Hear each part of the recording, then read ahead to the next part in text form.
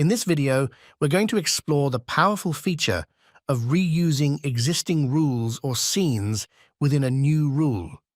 This can significantly simplify and speed up creating complex automation for your smart home. Up to 128 rules or scenes can be created, offering immense potential for customization. Let's start by recalling that any manually created rules automatically become scenes. You can find these under the Scenes menu. Think of a scene as a sequence of actions you want to trigger under specific conditions. Importantly, these scenarios can be used within other rules, allowing for a greater level of automation.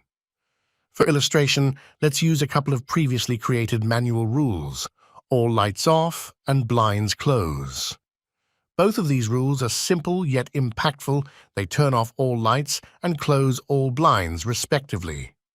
Now, to add an action within a new rule, don't just opt for automation, which allows you to control one device at a time. Instead, select Add an Action and then choose Rule. Here, you can pick the rule you wish to be executed as part of the new rule's action. For this example, let's choose the All Lights Off rule. Remember to hit Save to confirm this selection. Next, add another action.